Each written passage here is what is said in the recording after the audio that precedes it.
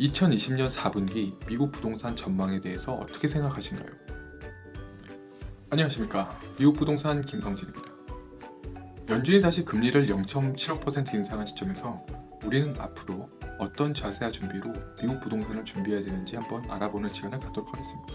미국의 경제 구조는 저축의 경제가 아니라 소비의 경제 구조라고 생각합니다. 예를 들어 한국 분들 중에 몇십만 불씩 달러를 계좌에 보관하는 분들도 꽤 있지만 대다수의 미국인들은 어카운트에 디파짓으로 보관한 사람 별로 없습니다.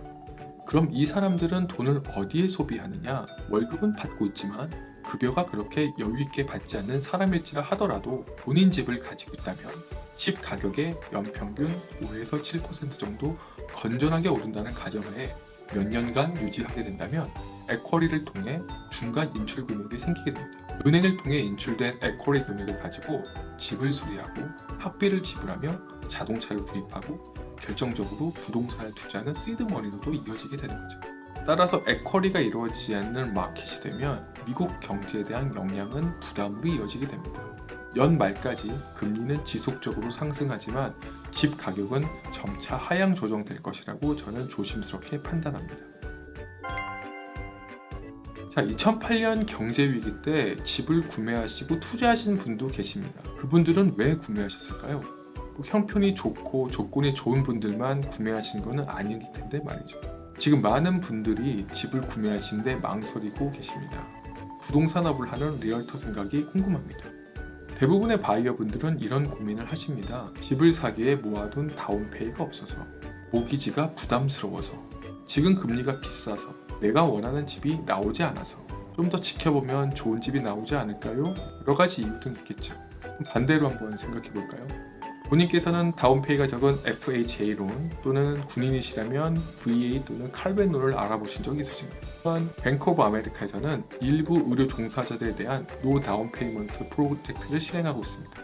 그 밖에 여러 가지 다운페이가 없이 집을 사는 프로그램이나 아니면 적은 다운페이먼트에 대한 것들을 적용되는지 알아보신 적이 있으신가요? 모기지 금리가 부담스러워서 망설이고 계시다고요.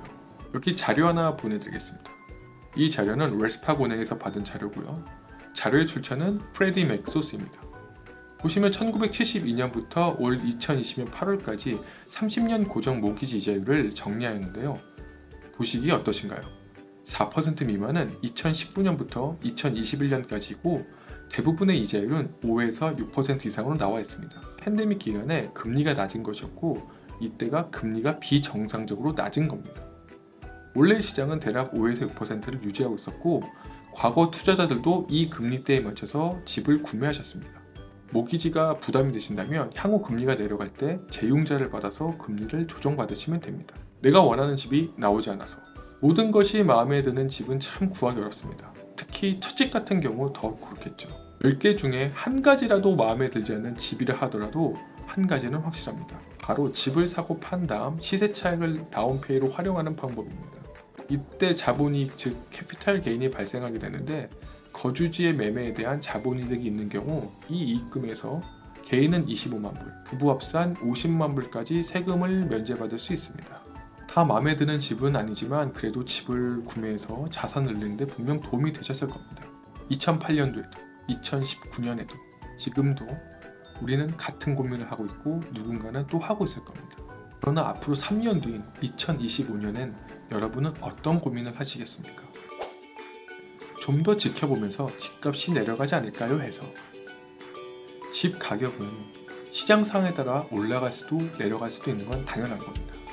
확실한 건 30년 동안 집값이 안 오른 미국 지역은 없다고 말씀드리고 싶습니다. 미국 집값은 단기적으로는 조정받을 수 있어도 장기적으로는 우상향하게 되어 있습니다. 저 또한 궁금합니다.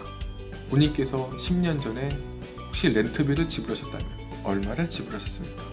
그리고 집을 구매하지 않는다면 향후 10년 뒤 얼마를 지불하실 예정이십니까? 만약 지금 집을 구입하셨다면 월 페이먼트를 얼마를 내고 계십니까? 연준이 또 0.7% 인상했지만 우리는 거기에 위축되지 않고 우리 스텝을 이어나가면 됩니다. 저는 미국 부동산 김성진이었습니다. 다음 시간에 찾아뵙겠습니다.